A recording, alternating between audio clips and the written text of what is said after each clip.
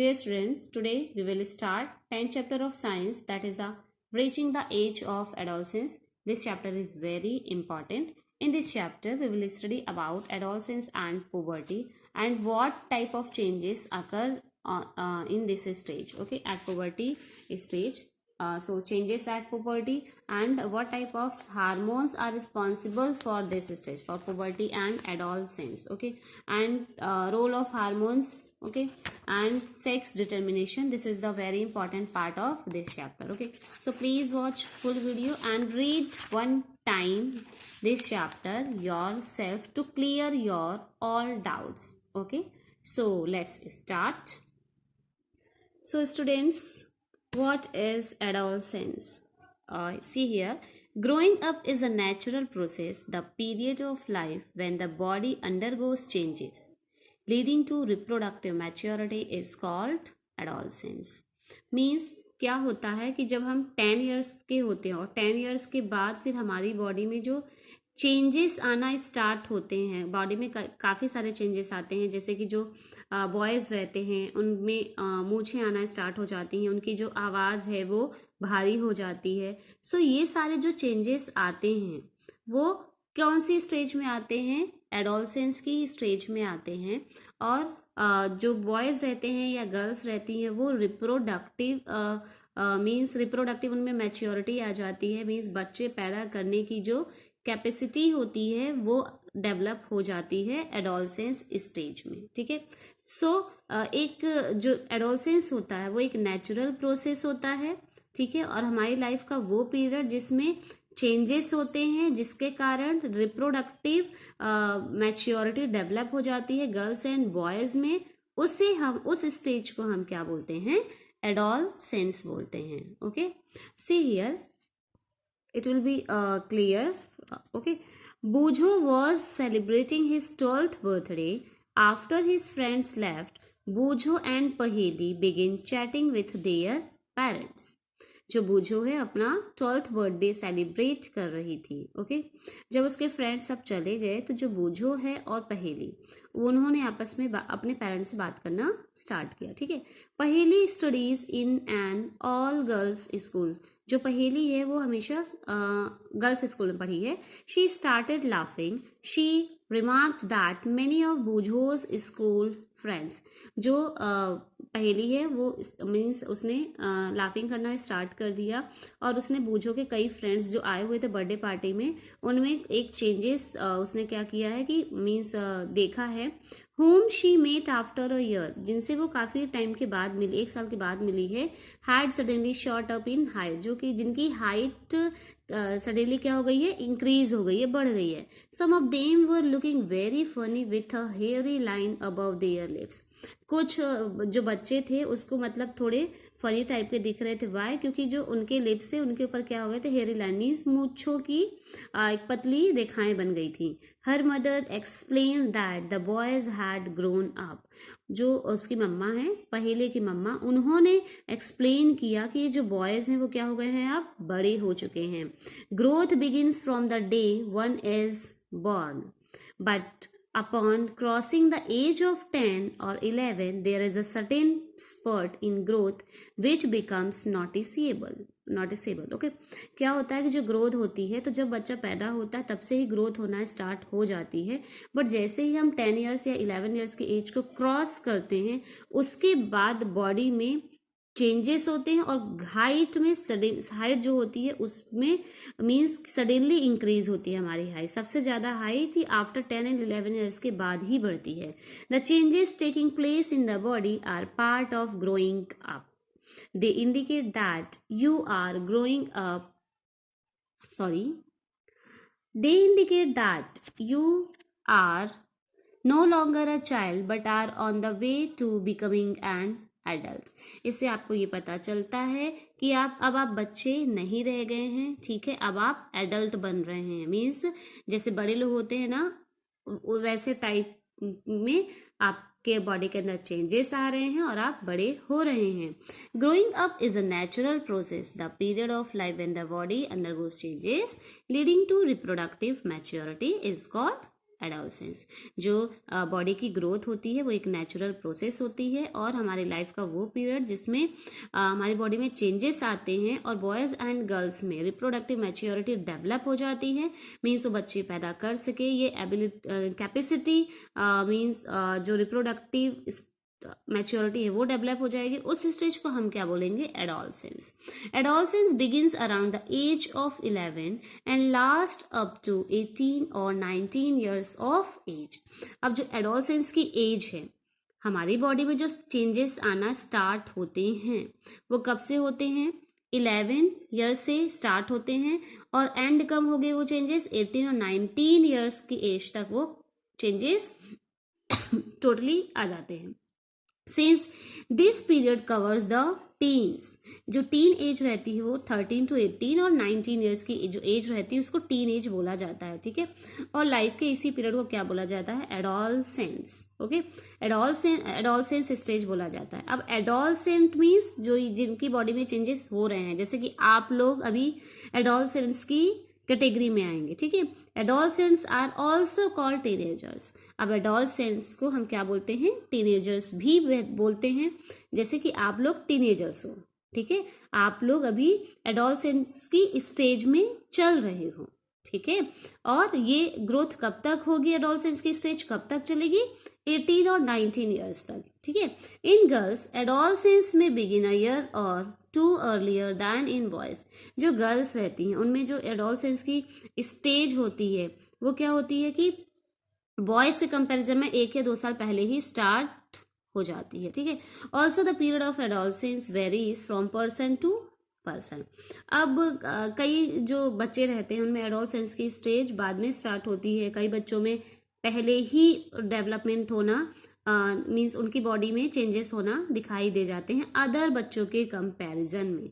सो ये person to person भी very करता है कि एडोलसेंस के अंदर जो चेंजेस आते हैं इस स्टेज में वो बॉडी के अंदर कब चेंजेस आएंगे, और इसके लिए हार्मोन रिस्पॉन्सिबल रहते हैं। ये जो एडोलसेंस की स्टेज होती है उनमें बॉडी में जो चेंजेस आते हैं उसके लिए क्या रिस्पॉन्सिबल रहते हैं? हार्मोन्स रिस्पॉन्सिबल रहते हैं, ठीक है।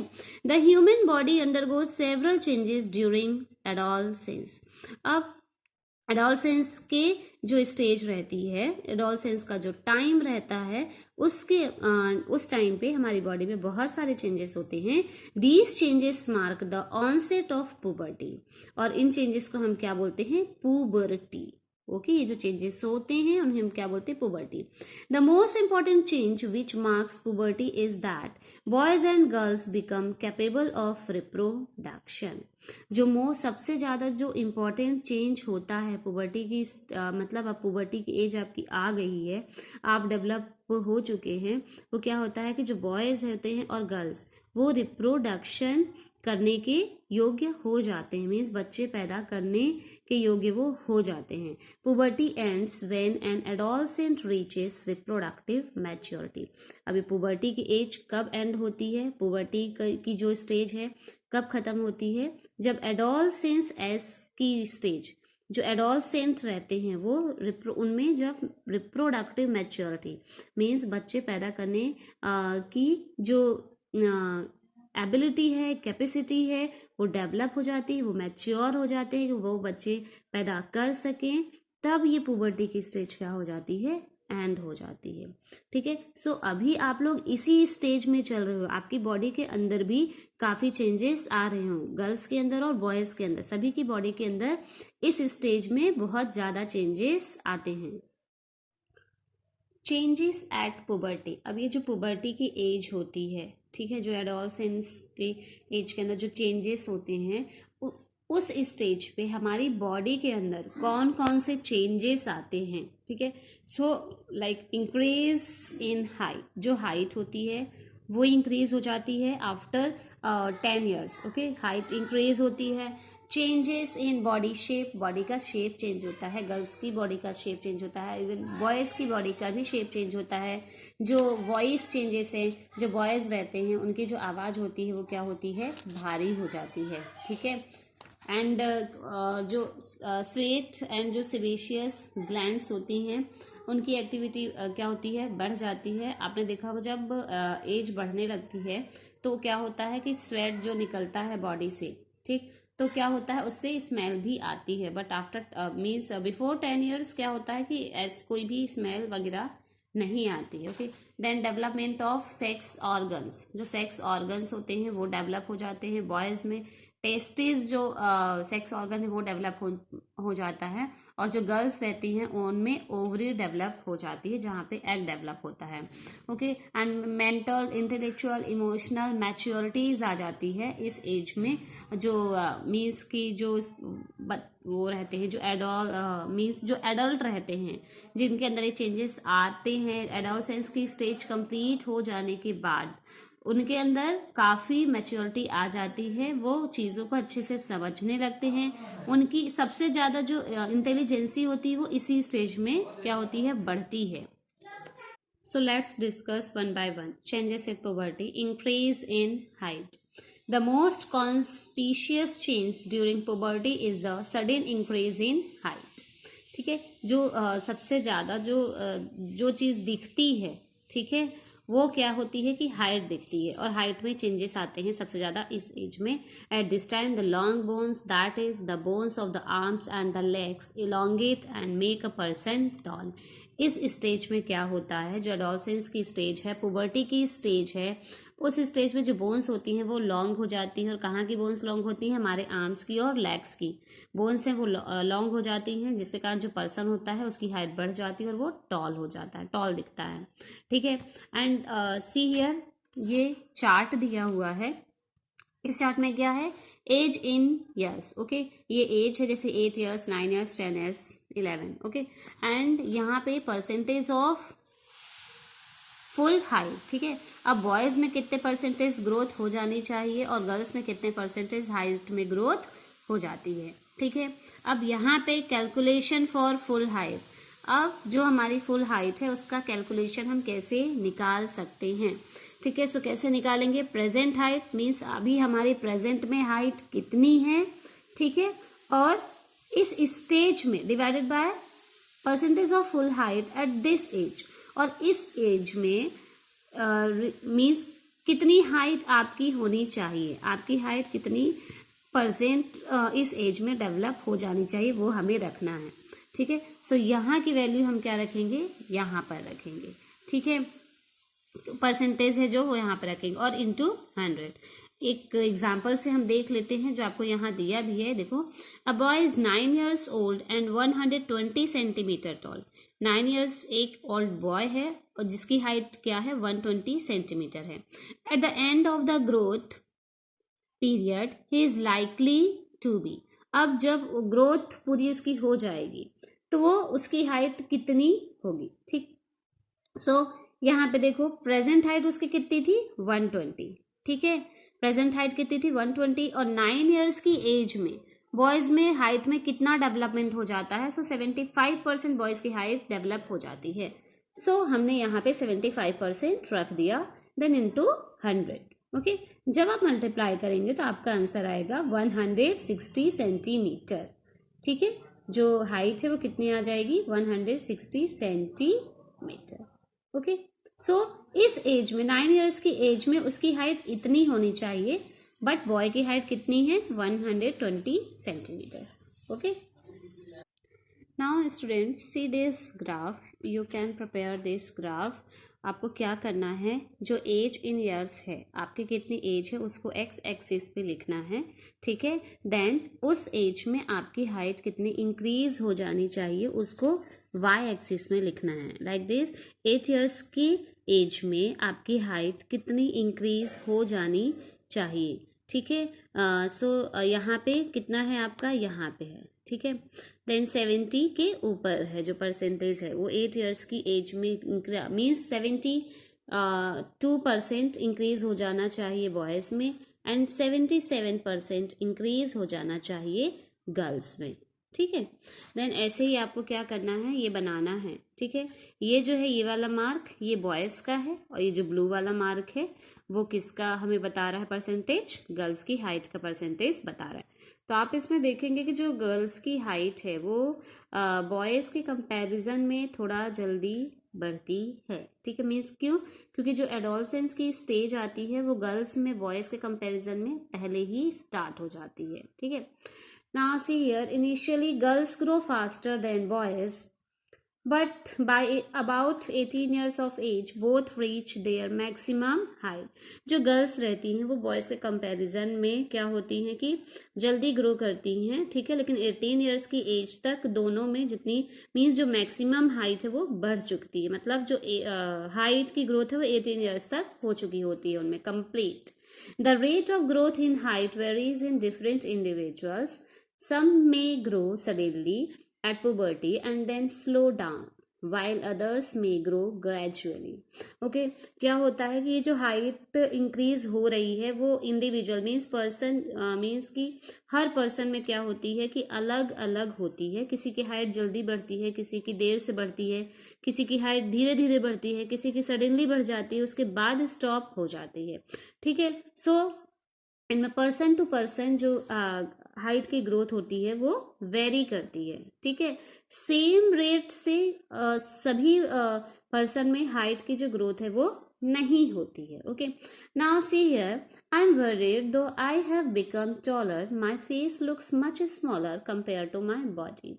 ये जो पहेली है ये बहुत ही टेंशन में है कि मैं लंबी हो गई हूँ लेकिन जो उसका फेस है वो स्मॉल है, उसकी बॉडी के कंपैरिजन में उसका फेस स्मॉल है। अब उसके माइंड में ये है कि जैसे उसकी बॉडी बड़ी है उसके अकॉर्डिंग उसका फेस भी बड़ा होना चाहिए। सो ऐसा नहीं होता है। There is no need for Paheli to worry, all parts of the body do not grow at the same rate. Paheli को चिंता करने की कोई ज़रूरत नहीं है क्योंकि जो बॉडी के जितने भी पार्ट्स होते हैं वो सेम रेट से ग्रो नहीं करते हैं। Sometimes the arms and legs और hands and feet of adolescents look oversized and out of proportion with the body. Sometime कभी कभी क्या होता है कि जो हमारी बॉडी के कुछ पार्ट्स है जैसे कि हैंड है, लेग है, ठीक है, वो क्या होते हैं ओवरसाइज, मीन्स उनकी हाइट हमारी बॉडी के अदर पार्ट के कंपैरिजन में क्या होती है कि ज़्यादा बढ़ जाती है। ठीक है, वो ज़्यादा लंबे हो जाते हैं। But soon the other parts catch up and result in proportionate body. But क्या होता है कि कुछ जल्दी ही जो बॉडी के अदर पार्ट्स होते हैं वो भी हमारे हैंड और लेग जितने लंबे हैं उनके मीन्स रेशियो के अकॉर्डिंग उनकी भी हाइट बढ़ जाती, मीन्स वो बॉडी के जो अदर पार्ट्स रहते हैं उनकी भी लेंथ बढ़ जाती है। You must have notice that height of an individual is You must have noticed that height of an individual is more or less similar to that of some family member। आपने notice किया होगा कि आपके जितने भी family members हैं सभी की हाइट क्या होती है, सेम नहीं होती है। किसी की हाइट छोटी होती है, किसी की हाइट बड़ी होती है। ठीक है, this is because height depends on the genes inherited from parents. ऐसा इसलिए होता है क्योंकि जो हाइट का जो फैक्टर है वो क्या होता है, जीन्स पे डिपेंड करता है, जो हमारे पेरेंट्स से हमारे अंदर ट्रांसफ़र होते हैं जीन्स के थ्रू। ठीक है, जीन्स के थ्रू जो हाइट का फैक्टर है वो हमारे पेरेंट्स से बच्चों की बॉडी के अंदर क्या होता है, ट्रांसफ़र होता है। सो ये जो हाइट है वो भी जीन्स पर डिपेंड करती है। जिनके पेरेंट्स क्या होते हैं, जिनके पेरेंट्स की हाइट बड़ी होती है उनके बच्चे भी क्या होते हैं, हाइट में बड़े होते हैं। ठीक है, और जिनके पेरेंट्स क्या होते हैं, हाइट पे छोटे होते हैं, उन बच्चों की हाइट भी क्या होती है, छोटी होती है। It is however very important to eat the right kind of food during these growing years. This helps the bones, muscles and other parts of the body get adequate nourishment for growth। अब ये जो height का factor है, एक हमारे जो food है, हम क्या खा रहे हैं, कितने अमाउंट में हम खाना ले रहे हैं, जो ग्रोइंग ईयर्स है मीन्स जो स्टेज है, एडोलसेंस की स्टेज है जिस पे बॉडी की ग्रोथ सबसे ज़्यादा होती है, उस स्टेज में हम क्या खाना खा रहे हैं, हमें प्रॉपर फूड मिल रहा है कि नहीं, प्रॉपर नरिशमेंट मिल रहा है बॉडी को कि नहीं मिल रहा है, हम प्रॉपर अमाउंट में खाना खा रहे हैं कि नहीं, जितनी हमारी बॉडी की ज़रूरत है। यदि हम उतना खाना खाएंगे, उतने अमाउंट में प्रॉपर न्यूट्रिएंट्स हम लेंगे तो हमारी बॉडी की प्रॉपर ग्रोथ होगी। ओके, सो जीन्स पे भी डिपेंड करता है और फूड के अमाउंट पे भी डिपेंड करता है जो हम खाते हैं और जो हमारी बॉडी में न्यूट्रिएंट्स जा रहे हैं. You will find nutritional needs of adolescents discussed later in the lesson. So जब जो न्यूट्रिशनल नीड्स हैं हमारी बॉडी को जो चाहिए आगे के चैप्टर्स में है हमारे पास, तो हम उसको भी डिस्कस करेंगे. Okay, now C change in body shape. Have you noticed that boys in your class have broader shoulders and wider chest than boys in junior classes? आपने देखा होगा कि जो बॉयज होते हैं, ठीक है, उनके जो शोल्डर रहते हैं वो क्या रहते हैं, चौड़े रहते हैं, और जो चेस्ट रहता है वो भी चौड़ा रहता है, वाइड रहता है. जो जूनियर क्लास में बच्चे हैं, मीन्स जो छोटी क्लास के जो बॉयज हैं उनके कंपैरिजन में जो बड़े बच्चे हैं, जो बड़े बॉयज हैं, उनकी शोल्डर्स और चेस्ट दोनों का साइज बड़ा होता है, चौड़ा होता है. This is because they have entered the age of puberty when shoulders generally broaden as a result of growth. Reason क्या है कि जो बॉयज हैं, वो बड़े बॉयज हैं जो वो पुबर्टी की एज में एंटर कर चुके हैं, ठीक है, इसलिए जो उनके शोल्डर्स हैं वो क्या हो रहे हैं कि जो छोटी क्लासेस के जो बॉयज हैं, जो कम एज के बॉयज हैं, उनके कंपैरिजन में क्या है, ब्रॉड हैं. In girls the region below the waist becomes wider. In girls में जो वेस्ट मीन्स कमर के नीचे का जो पोर्शन होता है वो क्या होता है, वाइड होता है, मीन्स चौड़ा हो जाता है at the age of puberty. Okay, in boys the muscles of the body grow more prominently than in the girls. जो बॉयज रहते हैं उनमें मसल्स क्या होती हैं, ज़्यादा स्ट्रांग होती हैं गर्ल्स के कंपैरिजन में. इसलिए जो बॉयज रहते हैं उनमें देखोगे आप किसी भी चीज़ को उठाने की जो कैपेसिटी होती है वो ज़्यादा होती है, वो ज़्यादा वेट तो उठा सकते हैं, जबकि जो गर्ल्स रहती हैं उनकी मसल्स उतनी स्ट्रांग नहीं होती हैं, ठीक है, इसलिए गर्ल्स कम वेट उठा पाती हैं comparison to boys. Thus changes occurring in adolescent boys and girls are different. So adolescent stage में जो changes होते हैं बॉडी के शेप में, जो changes होते हैं वो क्या होते हैं, different होते हैं. Next, voice change. Did you notice that sometimes the voice of some of the boys in your class cracks? At puberty, the voice box or the larynx begins to grow. Okay, आपने notice किया होगा आपकी class के जो students हैं उनमें जो boys हैं उनकी आवाज़ क्रैक करती है, मीन्स भारी हो जाती है इस एज में. बट आफ्टर सम टाइम्स क्या होती है, जो आवाज़ होती है वो स्टेबल हो जाती है, क्रैक नहीं करती है. Okay, at puberty the voice box और the larynx begins to grow. अब ये जो पुबर्टी एज होती है जिसमें हमारी बॉडी में चेंजेस आते हैं, उस स्टेज में जो हमारे वॉइस बॉक्स हैं, जो बॉयज़ के स्पेशली जो बॉयज़ होते हैं, ठीक है, उनका जो वॉइस बॉक्स है और जो लैरिंग्स है वो क्या होता है, ग्रो करता है. ओके, ये आपको मैं डायग्राम दिखा देती हूँ. ये होता है वॉइस बॉक्स, इसको बोला जाता है एडम्स एप्पल, ठीक है, Adam's apple. Next, the growing voice box in boys can be seen as protruding part of the throat. ये जो हमारा वॉइस बॉक्स होता है, तो ये प्रोट्रूडिंग पार्ट, जब हम बात करते हैं तो यहाँ पे आप देखेंगे तो क्या होता है, वो हिलता है, ये पार्ट कंपन होता है, मीन्स कहना चाहिए, ठीक है. इसी को हम क्या बोलते हैं, एडम्स एप्पल बोलते हैं, ठीक है. ये वाला जो पार्ट है आपने देखा होगा ये, ठीक है, इसको क्या बोला जाता है, एडम्स एप्पल होता है. बट जो बॉयज़ रहते हैं उनमें ये ज़्यादा उठा रहता है जो एडम्स एप्पल है, लेकिन जो गर्ल्स रहती हैं उनमें ये दबा हुआ रहता है, इसकी ग्रोथ ज़्यादा नहीं होती है एडम्स एप्पल की वॉइस बॉक्स की. इसीलिए यही रीज़न है कि जो बॉयज़ होते हैं उनकी आवाज़ भारी रहती है, बट जो गर्ल्स रहती हैं उनमें उनकी आवाज़ क्या रहती है, थोड़ी पतली होती है, ठीक है.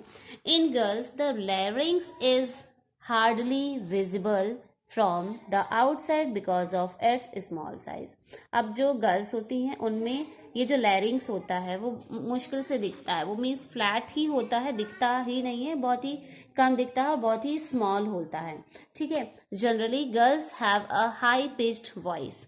हाई पिच्ड वॉइस मीन्स जिसका साउंड जितना ज़्यादा पतला होता है उसको बोला जाता है, उसकी पिच क्या होती है, उतनी हाई होती है. मीन्स जो बॉयज़ रहते हैं उनका साउंड क्या रहता है, पतला नहीं रहता, थोड़ा भारी रहता है, इसलिए उनकी जो पिच होती है वो क्या होती है, कम होती है, हाई पिच की वॉइस रहती है. बट जो गर्ल्स रहती हैं उनकी जो साउंड रहता है उनका वो हाई पिच रहता है, ठीक है. Whereas boys have a deep voice, means भारी आवाज रहती है बॉयज की. In adolescent boys sometimes the muscles of the growing voice box go out of control and the voice becomes hoarse. This state may remain for a few days or weeks, after which the voice becomes normal. अब जो adolescent boys होते हैं उनमें क्या होता है कि जो वॉइस बॉक्स रहती, जो ग्रोइंग हमारा जो वॉइस बॉक्स है उसकी मसल्स क्या होती है, कभी कभी आउट ऑफ कंट्रोल हो जाती है, बहुत ज्यादा ग्रो कर जाती है, इसलिए आवाज क्या हो जाती है, एकदम खरखराती है आवाज, ठीक है। दिस स्टेट में remain for a few days. अब ये जो स्टेट है मीन्स जो वॉइस बॉक्स की ग्रोथ जब बहुत ज्यादा हो जाती है और आवाज बहुत ही ज्यादा खरखराती है, हैवी हो जाती है, ये केवल कुछ डेज तक या कुछ वीक्स तक ही रहती है। और after some time, after few days क्या होती है, जो आवाज होती है वो क्या होती है, एकदम नॉर्मल हो जाती है, ठीक है। सो ये हमारा क्या है, एडम्स एप्पल है, ठीक है। Now see increased activity of sweat and sebaceous glands. During puberty, the secretion of sweat glands and sebaceous glands means oil glands, okay? जो आपकी बॉडी से, हमारी जो स्किन से जो ऑयल निकलता है ना फेस पे, आपने देखा होगा मैक्सिमम जो ऑयली फेस हमारा हो जाता है तो वो सिबेशियस ग्लैंड्स के कारण ही होता है, जो कि क्या करती हैं, ऑयल सिक्रेट करती हैं, ओके। सो पुबर्टी का जब टाइम आता है उस समय पे स्वेट ग्लैंड्स और जो सिबेशियस ग्लैंड हैं उनका सिक्रेशन क्या हो जाता है, मीन्स वो ज़्यादा अमाउंट में स्वेट और ऑयल को सिक्रेट करती हैं। Many young people get acne and pimples on the face at this time because of the increase activity of these glands in the skin. अब जब आप देखेंगे, जब आप पुबर्टी एज में हैं, एडोलसेंट एज में हैं, तो इस एज में ये जो ग्लैंड्स हैं वो ज़्यादा एक्टिव रहती हैं, सिबेशियस और oil glands, sebaceous glands and sweat glands, ये ज़्यादा एक्टिव रहती हैं और जिनके कारण क्या होता है कि ज़्यादा अमाउंट में स्वेट निकलता है और ये जो ऑयल है फेस से वो भी निकलता है। सो इसके कारण क्या हो जाता है, फेस पे पिंपल्स हो जाते हैं और कई लोगों को आपने देखा होगा कि फेस पे दाग धब्बे भी हो जाते हैं। सो ये इनके एक्टिविटी के कारण ही होता है, जो ग्लैंड्स हैं। Development of sex organs. So previous जो चैप्टर है रिप्रोडक्शन का, उसमें भी हमने पढ़ चुका है। सो पुबर्टी की एज में क्या होता है कि जो मीन्स जो बॉयज रहते हैं उनमें जो टेस्टिस होता है, जो कि मेल रिप्रोडक्टिव ऑर्गन है मेन, जो जिससे क्या रिलीज होता है, स्पर्म रिलीज होता है, वो क्या होता है, फुल्ली डेवलप हो जाता है। एंड जो टेस्टिस रहते हैं वो स्पर्म रिलीज करना स्टार्ट कर देते हैं, ओके। एंड जो गर्ल्स रहती हैं उनमें ओवरी प्रेजेंट होती है, ठीक है, और ओवरी से क्या प्रोड्यूस होना स्टार्ट हो जाता है, एग प्रोड्यूस होना स्टार्ट हो जाता है। जो ओवरी है वो बड़ी होती है, लार्ज साइज में बढ़ती है और एग क्या होते हैं उसमें मैच्योर होते हैं। हर मंथ एक एग मैच्योर एग होता है, जो कि क्या होता है, फर्टिलाइजेशन के लिए रेडी होता है। Also ovaries start release mature eggs, okay, then reaching mental, intellectual and emotional maturity. Adolescence is also a period of changes in a person's way of thinking, okay. जो एडोलसेंस की as होती है उसमें जो human beings रहते हैं, जो आप लोग जिस एज में हैं उसमें थिंकिंग करने की जो कैपेसिटी है वो भी बहुत तेज़ी से बढ़ती है। Adolescence are more independent than before and are also self conscious, okay. जो आप लोग की जो एज है वो अपने लिए ज़्यादा कॉन्शियस भी होते हैं, अपने बारे में आप लोग ज़्यादा सोचते हैं। Intellectual development takes place and they tend to spend considerable time. जो इंटेलेक्चुअल मीन्स आपकी जो बुद्धि है उसका भी डेवलपमेंट होता है और मैक्सिमम टाइम आपका जाता है सोचने विचारने में जाता है, चीज़ों को सोचने समझने की जो शक्ति है इस एज में सबसे ज़्यादा क्या होती है, बढ़ती है, okay. Now in fact it is often the time in one's life when the brain has the greatest capacity for learning sometimes, okay।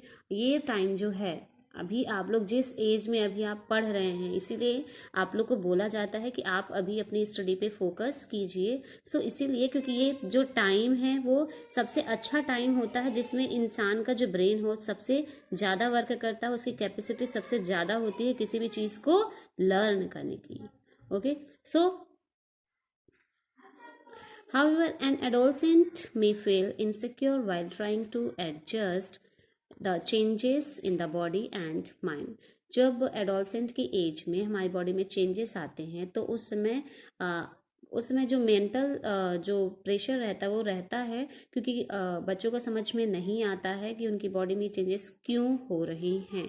सो उन्हें कई बच्चों को प्रॉब्लम भी फेस करनी पड़ती है क्योंकि वो नहीं समझ पाते हैं, मेंटली थोड़ा जो वीक रहते हैं। Okay, but as adolescent learners you should know that there is no reason to feel insecure. लेकिन आपको इससे डरने की ज़रूरत नहीं है। आप एडोलसेंट लर्नर्स हैं, मीन्स आप इस एज में हैं जो एडोलसेंट की एज चल रही है। ये सबसे इम्पॉर्टेंट एज होती है लाइफ के, जिसमें आपकी बॉडी में बहुत सारे चेंजेस आते हैं, आपकी मेंटल हेल्थ इंक्रीज होती है, आपका जो बॉडी है वो ग्रो होती है। ओके, सो इस इनसिक्योर होने की ज़रूरत नहीं है। This changes are a natural part of growing up. ये जो चेंजेस हैं हमारी बॉडी की ग्रोथ के लिए इम्पॉर्टेंट हैं। ओके, सो ये हम और ये क्या है, एक नेचुरल एक प्रोसेस होती है जो हमारी बॉडी के अंदर होती है।